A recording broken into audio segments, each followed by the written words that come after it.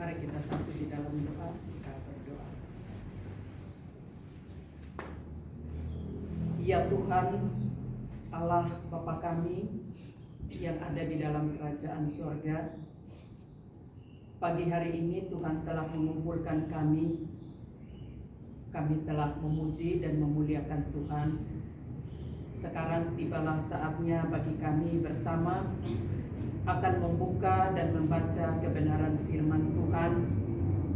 Oleh karena itu kami berdoa dan kami mohon Roh-Mu yang kudus menerangi hati dan pikiran kami, mengarahkan kami bahwa kami masuk ke dalam kebenaran-Mu, sehingga apa yang kami baca kami boleh dapat memahaminya, dan melalui sentuhan Roh-Mu yang kudus bekerja di dalam hati kami untuk dapat mewujud nyatakannya di sepanjang hidup yang Tuhan anugerahkan kepada kami. Berfirmanlah kepada kami ya Bapa, kami menyambutnya dengan penuh ucapan syukur dalam nama Tuhan kami Yesus Kristus. Amin. Pembacaan firman Tuhan bagi kita semua pada pagi hari ini terambil dari dua bagian. Yang pertama di dalam Perjanjian Lama, yaitu kitab Maliaki pasalnya yang ketiga, dan nanti kita akan membacakan juga bagian di dalam Perjanjian Baru dari 2 Korintus pasalnya yang ke-9 ayat 6 hingga ayatnya yang ke-14.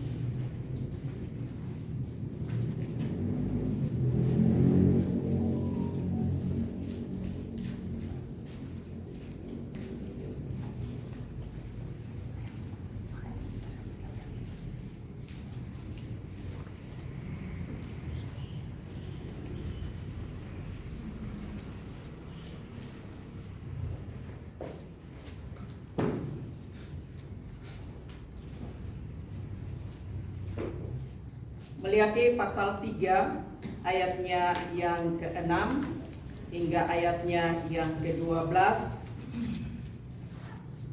Kita akan membacakannya bersahut-sahutan. Saya membacakan ayatnya yang ke-6, Bapak dan Ibu membacakan ayat 7 hingga ayatnya yang ke-12, dan selanjutnya kita akan masuk dalam 2 Korintus. Di bawah perikop pembayaran persembahan persepuluhan menyenangkan hati Allah. Bahwasannya aku Tuhan tidak berubah, dan kamu Bani Yakub tidak akan lenyap. Sejak zaman nenek moyangmu, kamu telah menyimpan dari ketetapanku dan tidak memeliharanya. Kembalilah kepadaku, maka aku akan kembali kepadamu. Firman Tuhan semesta alam. Tapi kamu berkata, dengan cara bagaimanakah kami harus kembali? Bolehkah kami menipu Allah? Namun kamu menipu aku. Tetapi kamu berkata, dengan cara bagaimanakah kami menipu engkau mengenai persembahan persepuluhan dan persembahan khusus?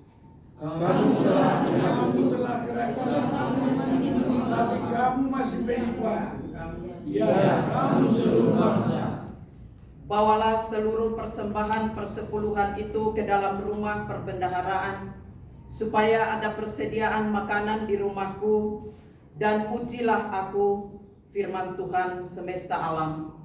Apakah aku tidak membukakan bagimu tingkap-tingkap langit dan mencurahkan berkat kepadamu sampai berkelimpahan? Aku akan menempatkan belalang supaya jangan dihabisinya hasil tanahmu, dan supaya jangan pohon anggur di padang tidak berbuah bagimu. Firman Tuhan semesta alam. Maka segala bangsa akan menyebut kamu berbahagia, sebab kamu ini akan menjadi negeri kesukaan. Firman Tuhan semesta alam. Selanjutnya kita akan membacakan di dalam 2 Korintus pasalnya yang ke-9.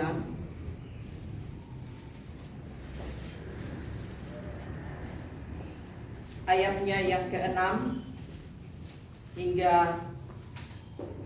ayatnya yang ke-15. Kembali saya akan melanjutkannya, memberi dengan sukacita, membawa berkat. Camkanlah ini, orang yang menabur sedikit akan menuai sedikit juga, dan orang yang menabur banyak akan menuai banyak juga. Hendaklah masing-masing memberikan menurut kerawahan hatinya, jangan dengan sedih hati atau karena paksaan, sebab Allah mengasihi orang yang memberi dengan sukacita. Dan Allah sanggup melimpahkan segala kasih karunia kepada kamu, supaya kamu senantiasa berkecukupan di dalam segala sesuatu, dan malah berkelebihan di dalam pelbagai kebajikan. Seperti ada tertulis, Ia membagi-bagikan, Ia memberikan kepada orang miskin, kebenarannya tetap untuk selama-lamanya. Ia yang menyediakan benih bagi penabur dan roti untuk dimakan, Ia juga yang akan menyediakan benih bagi kamu dan melipat gandakannya dan menumbuhkan buah-buah kebenaranmu. Kamu akan diperkaya dalam segala macam kemurahan hati, yang membangkitkan syukur kepada Allah oleh karena kami. Sebab pelayanan kasih yang berisi pemberian ini bukan hanya mencukupkan keperluan-keperluan orang-orang kudus, tetapi juga melimpahkan ucapan syukur kepada Allah. Dan oleh seorang orang puji dalam pelayanan itu, mereka memuliakan Allah dalam pengakuan Kristus, dan karena kemurahan itu dalam memberikan segala sesuatu dengan mereka dan dengan semua orang. Sedangkan di dalam doa mereka juga merindukan kamu oleh karena kasih karunia Allah yang melimpah di atas kamu. Syukur kepada Allah karena karunia-Nya yang tak Demikian jauh pembacaan firman Tuhan bagi kita semua pada pagi hari ini. Bapak dan Ibu yang kekasih di dalam Tuhan kita Yesus Kristus, kita sudah ada di penghujung bulan Februari.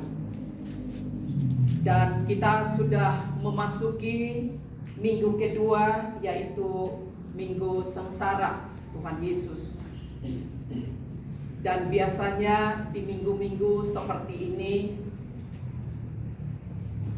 orang-orang percaya tentunya ada di dalam sebuah perenungan akan kasih Tuhan. Dan bukan saja merenungkan kasih Tuhan, tetapi ada sebuah tindakan, ada sebuah keputusan yang akan dilakukan dalam menjalani hidup dan kehidupan. Banyak hal yang harus kita lakukan. Oleh karena itu, sebagai orang yang percaya kepada Tuhan Yesus Kristus, di dalam merenungkan kasih Tuhan dan kebaikan Tuhan yang tak terhingga itu, apakah yang harus kita lakukan untuk mempermuliakan nama Tuhan? Banyak firman Tuhan yang akan menjadi jawaban bagi kita semua. Tetapi terkait dengan firman Tuhan yang baru saja kita bacakan di dalam perjanjian lama maupun di dalam perjanjian baru, mengajak dan mengajar kita semua untuk kembali pada apa yang diperintahkan oleh Tuhan kepada umat Israel maupun kepada orang-orang percaya kepada Tuhan Yesus di dalam perjanjian baru. Bapak dan Ibu, hari ini kita akan bersama-sama merenungkan satu tema dari bagian Alkitab ini terkait dengan persembahan persepuluhan. Kalau berbicara menyangkut dengan persembahan persepuluhan, jujur saja saya harus menyampaikan bahwa ada satu dosa yang saya lakukan dan sering saya ingat ketika saya masih kecil, lalu diajarkan untuk memberikan persembahan persepuluhan.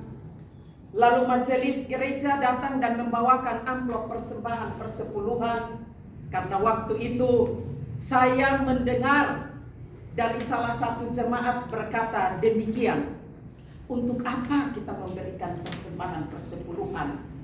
Toh juga kalau kita memberikan perpuluhan, itu hanya untuk menggemukkan pendeta. Itu hanya untuk keperluan para majelis. Enak-enak saja mereka memaksa kita menjelaskan tentang firman Tuhan, menuntut kita untuk memberikan persembahan, lalu semua persembahan itu digunakan untuk mereka. Lalu apa yang mereka sampaikan itu saya dengar. Dan waktu saya dengar, karena saya waktu itu juga masih kecil, terkontaminasi dengan perkataan itu. Lalu apa yang terjadi ketika majelis datang dan memberikan amplop persembahan, maka saya bilang tidak usah kasih, taruh saja di situ. Bila perlu, nggak usah, biarkan saja begitu. Dan saya tidak kasih tahu mama saya. Ini saya ingat, karena memang saya belum mengerti. Karena memang saya melakukan itu oleh karena ada orang yang mengatakan demikian. Dan itu terngiang di dalam pikiran saya, ingatan saya. Sampai pada akhirnya ketika dalam suatu KKR ada khotbah tentang perpuluhan dan menjelaskan dengan begitu baiknya, sehingga pada akhirnya saya memahaminya dan mohon ampun kepada Tuhan, lalu saya melakukannya. Namun di dalam melakukannya, dalam tugas penggembalaan pada jemaat yang Tuhan beri, kadang-kadang saya terkembali untuk berpikir kembali tentang apa yang dikatakan zaman dahulu. Sehingga ketika saya mau menyampaikan tentang firman Tuhan, yaitu perpuluhan itu sendiri, ada perasaan jangan sampai nanti jemaat bilang, itu Ibu Pendeta Kaci ngomong tentang perpuluhan, supaya kita kasih perpuluhan dan semuanya untuk dia. Dan pada akhirnya saya agak rem ketika mau menyampaikan persembahan persepuluhan. Tetapi ketika dalam pelayanan penggembalaan, ternyata apa yang terjadi Bapak dan Ibu, jemaat yang saya layani itu kebanyakan janda. Dan yang namanya janda ini tidak berpenghasilan. Dan mereka hidup dalam berbagai macam keterbatasan. Kadang-kadang dengan terpaksa mereka harus datang kepada saya dan katakan, Ibu, saya mengalami sakit, saya butuh uang, dan macam-macam yang selalu disampaikan kepada saya. Hanya memang ketika mereka mengungkapkan itu ada sedikit berkat yang pada akhirnya saya memberikan kepada mereka. Namun pada akhirnya, kalau saja terus-menerus seperti ini, siapa saya yang sanggup untuk memenuhi semua kebutuhan? Maka saya teringat kembali pada bagian firman Tuhan ini. Ada sesuatu yang harus saya sampaikan kepada mereka, bukan sekedar untuk mendapatkan keuntungan, tetapi mengajarkan kepada umat Tuhan supaya mereka dapat mengetahui bagaimana memberi yang terbaik sebagai rasa responnya atas anugerah yang Tuhan sudah berikan kepada setiap orang. Bapak dan Ibu yang kekasih di dalam Tuhan Yesus Kristus, ketika menyampaikan kebenaran firman Tuhan kepada mereka, pada akhirnya mereka diberkati oleh Tuhan. Diberkati bukan karena naik jabatan, bukan karena dapat uang banyak, tetapi kesehatan mereka terpelihara dengan sempurna oleh Tuhan. Hidup di dalam kesederhanaan, tetapi mereka tidak pernah lagi untuk meminta-minta, karena mereka sudah tahu bahwa apa yang mereka lakukan sesuai dengan kebenaran, disertai dengan ketulusan, tanpa ada paksaan, dan betul-betul memahami akan kebenaran itu, maka memberi dampak yang luar biasa. Itu perubahan yang terjadi. Oleh karena itu, Bapak dan Ibu yang kekasih, pada perikop ini kita sudah berbicara kita sudah membaca bagian terakhir dari Perjanjian Lama, yaitu kitab Meleakhi. Kemarin sudah sempat diseringkan khususnya kepada mahasiswa bagaimana memberi persembahan persepuluhan, dasar-dasar firman Tuhan dan latar belakangnya. Di dalam Perjanjian Lama kita melihat bahwa berbicara menyangkut dengan persembahan persepuluhan itu secara umum itu dilakukan baik itu secara ekstern maupun intern bagi umat Israel. Secara ekstern kita melihat bahwa rakyat pada waktu itu wajib untuk memberikan persembahan persepuluhan kepada raja. Dan khususnya bagi umat pilihan Allah, maka baik itu Abraham maupun Yakub, mereka juga melakukan itu. Dasar pemberian persembahan persepuluhan yang dilakukan oleh Abraham dan juga oleh Yakub itu dilakukan atas dasar kesadaran yang dalam. Mereka melakukan itu atas dasar inisiatif mereka, karena mereka telah melihat pertolongan Tuhan di sepanjang kehidupan mereka.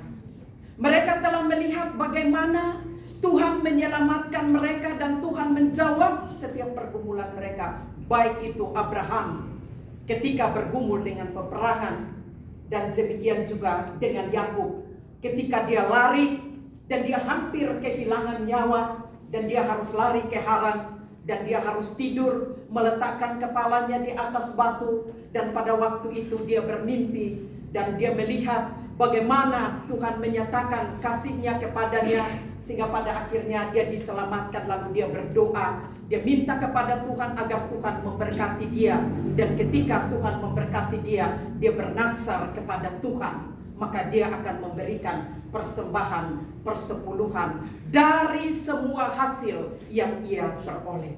Artinya bahwa apa yang dilakukan oleh kedua tokoh ini atas dasar kerelaan hati, bukan karena terpaksa dan dipaksa. Kita melihat lagi dalam perjalanan Musa, pada akhirnya ini merupakan satu ketetapan yang ditetapkan oleh Allah dan diperintahkan kepada Musa untuk menyampaikannya kepada umat Israel, membawa persembahan persepuluhan dengan tujuan untuk memenuhi kebutuhan para imam dan juga pekerja-pekerja di dalam bait Allah. Dan juga di dalam Perjanjian Lama juga di sana menjelaskan bahwa pengumpulan persembahan persepuluhan itu juga bukan hanya saja untuk para imam atau orang-orang Lewi pada waktu itu yang melayani di bait Allah, tetapi juga diberikan kepada mereka yang tergolong dalam orang yang berkekurangan atau orang miskin atau para pendatang, bahkan juga pekerja-pekerja di dalam bait Allah. Artinya bahwa tujuan daripada memberikan persembahan persepuluhan kepada orang Israel, kepada orang Lewi ini, supaya terjadi keseimbangan, karena mereka tidak punya lahan, yang lain mempunyai lahan dan pendapatan, tetapi bagi orang Lewi tidak mendapatkan itu. Mereka dikhususkan untuk menerima persembahan ini, lalu mereka juga dipersiapkan oleh Tuhan untuk mengelola persembahan yang telah dibawakan oleh umat Tuhan. Dan pada mulanya itu dilakukan secara baik.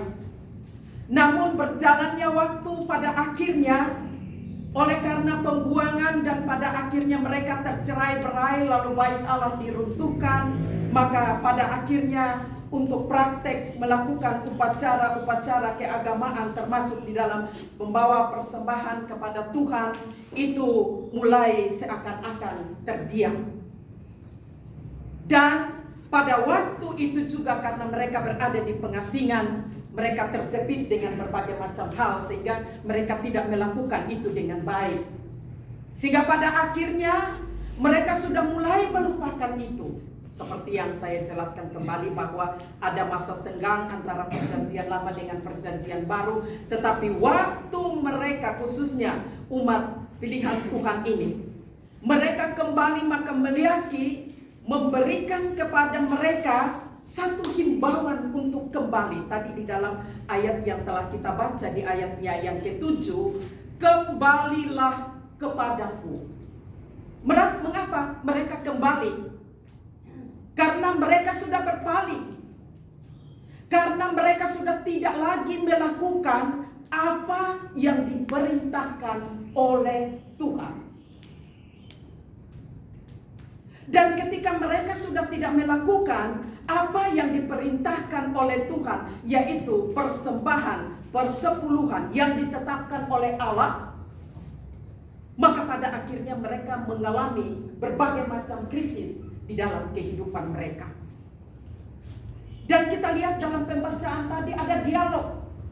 Seakan-akan bertanya karena tidak bersalah. Seakan-akan Tuhan yang salah. Seakan-akan melihat ini. Sehingga mereka bertanya, kenapa keadaan kami seperti ini? Kita melihat di ayat-ayatnya yang ke-7 sampai dengan ayatnya yang ke-8. Di situ ada sebuah percakapan yang disampaikan oleh Meliaki kepada mereka karena mereka bertanya. Ayatnya yang ke-7, sejak sama nenek moyang kamu telah menyimpang dari ketetapanku dan tidak memeliharanya. Kembalilah kepadaku, maka aku akan kembali kepadamu, firman Tuhan semesta alam. Tetapi kamu berkata, dengan cara apa atau dengan cara bagaimana kami harus kembali? Bolehkah manusia menipu?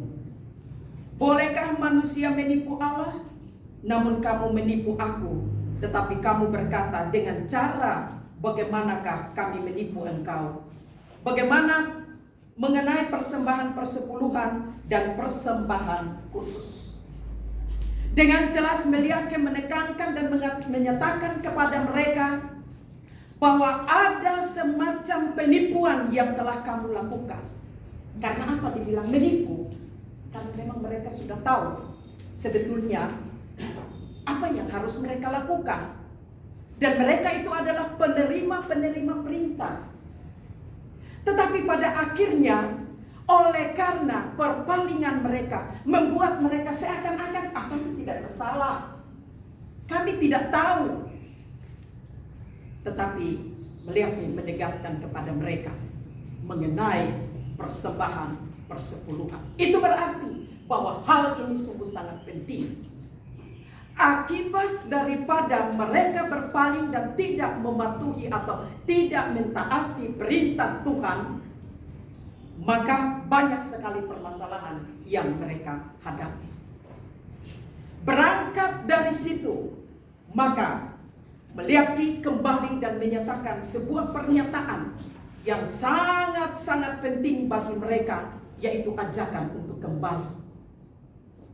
Dan himbauan di ayatnya yang ke-10, supaya nanti terjadi perubahan di dalam seluruh kehidupanmu, dan supaya nanti hidupmu itu kembali untuk menyadari akan keberadaanmu, mengisinya dengan sesuatu yang bernilai kekal, maka ada himbauan kepadanya, kembalilah. Bawalah seluruh persembahan persepuluhan itu ke dalam rumah perbendaharaan, supaya ada persediaan makanan di rumahku, dan pujilah aku. Bapak dan Ibu yang kekasih di dalam Tuhan Yesus Kristus, bagian firman Tuhan ajakan bilang bawalah persembahan persepuluhan ke rumah Tuhan, bukan berarti untuk menyogok Tuhan.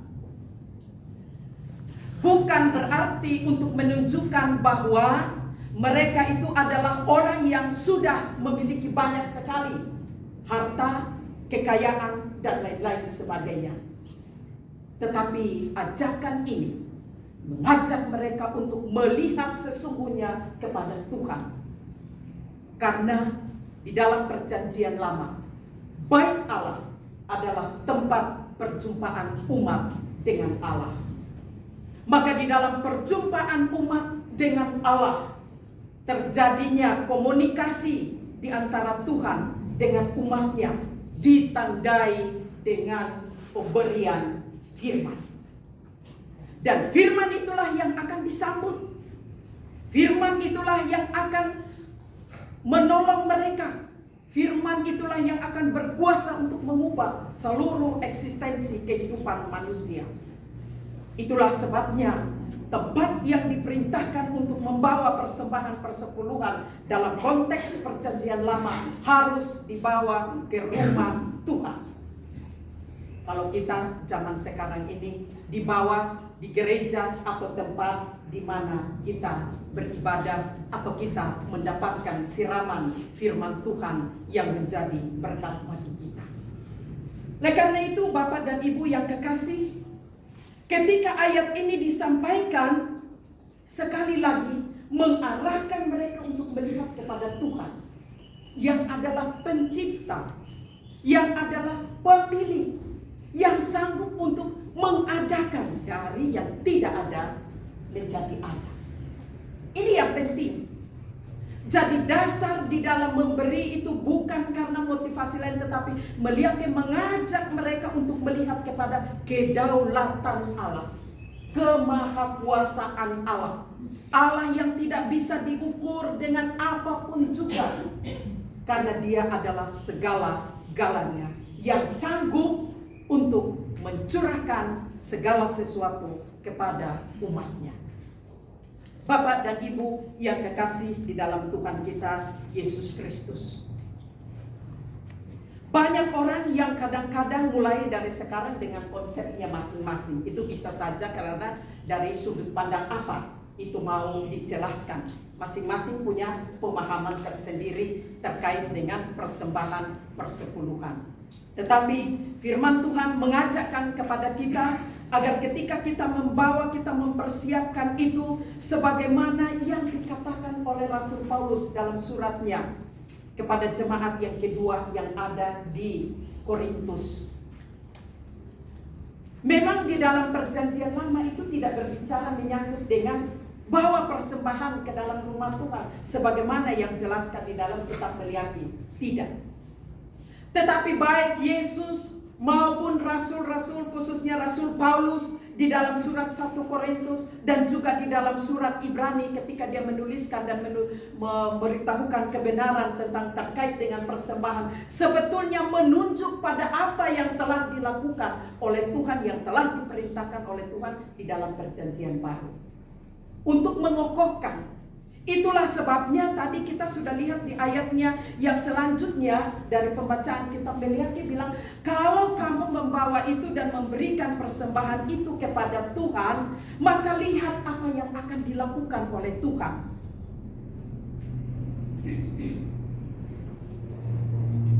Di ayatnya yang ke-10, dan apakah aku tidak akan membukakan bagimu tingkap-tingkap langit dan mencurahkan berkat kepadamu sampai berkelimpahan. Aku akan menghardik bagimu belalang pelahap supaya jangan dihabisi hasil tanahmu. Bapak dan Ibu yang kekasih di dalam Tuhan kita Yesus Kristus, itu adalah akibat ketika dengan penuh ketaatan kita melakukan apa yang diperintahkan Tuhan, maka bagian Tuhan adalah mengerjakan kepada kita apa yang gak bisa kita kerjakan, tetapi itu akan kita peroleh. Itulah sebabnya Rasul Paulus kembali menekankan kepada jemaat yang ada di Korintus untuk memberikan persembahan, mendukung pekerjaan Tuhan, supaya pekerjaan Tuhan itu bisa dapat diperluas. Maka Rasul Paulus menghimbau mereka, camkanlah ini.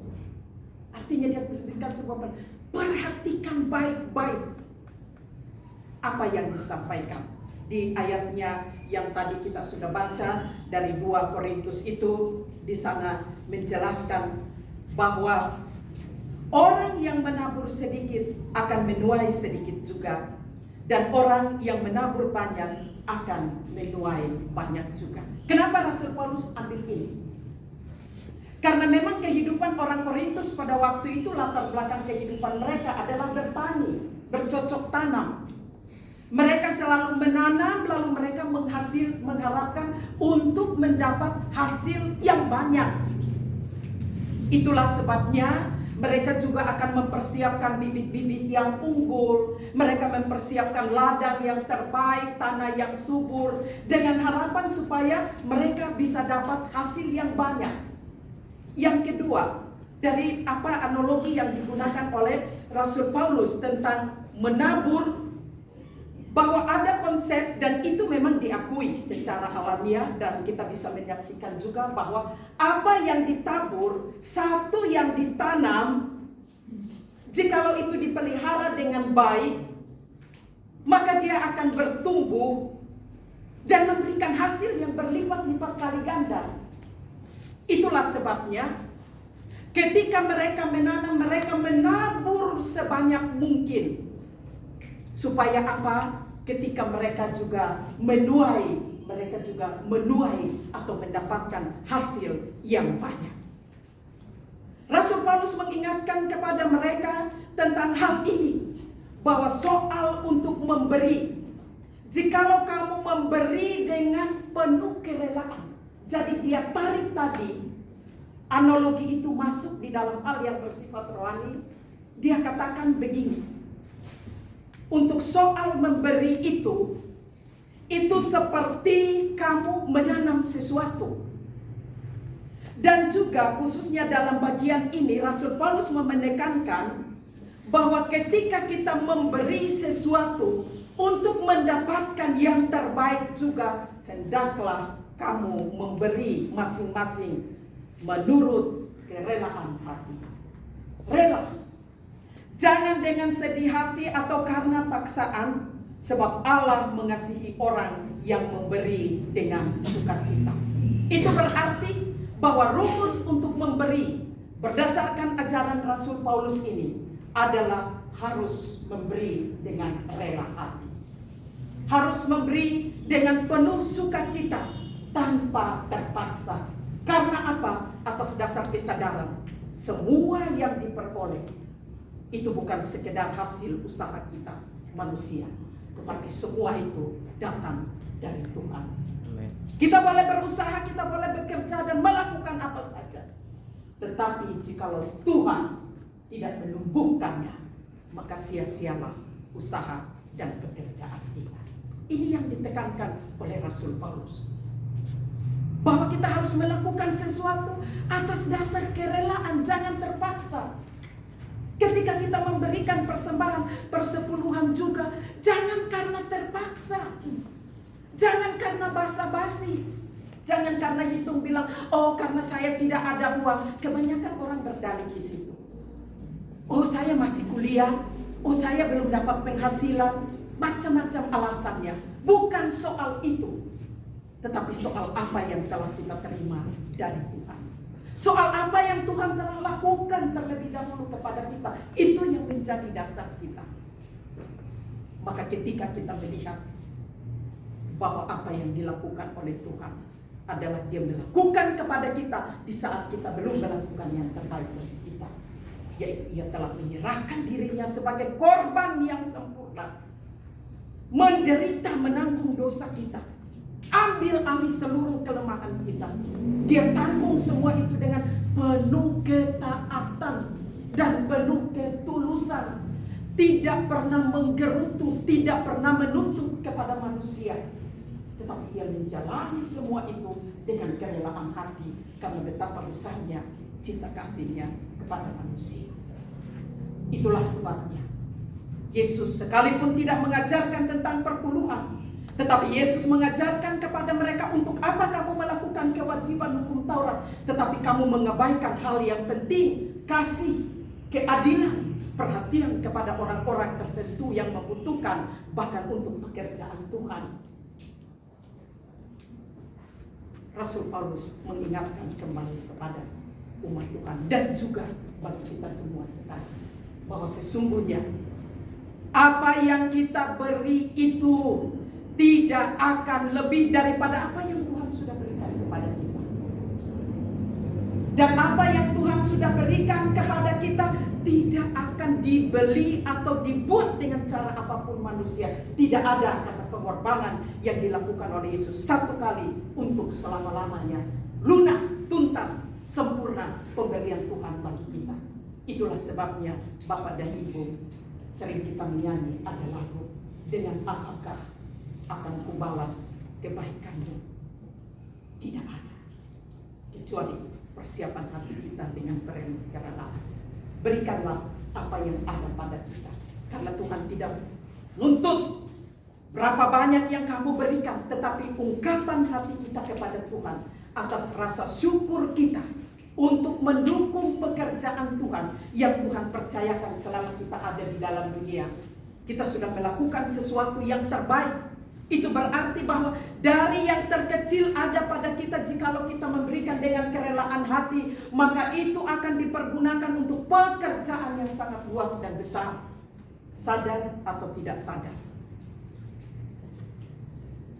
di lembaga ini ada perusahaan yang sudah bekerja, yang juga sudah memberikan dukungannya melalui persembahan persepuluhan untuk mendukung pekerjaan Tuhan di tempat ini, mempersiapkan hamba-hamba Tuhan, anak-anak Tuhan yang kelak nanti akan pergi untuk memberitakan Injil Kerajaan Sorga.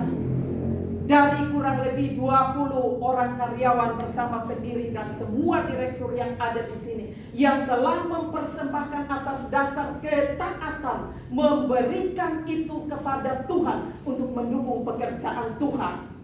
Maka Bapak dan Ibu perhatikan, sekian banyak mahasiswa mulai dari tahun 2000 sampai dengan sekarang, mungkin sudah masuk ribuan orang yang telah diutus untuk pergi memberitakan Injil Kerajaan Sorga.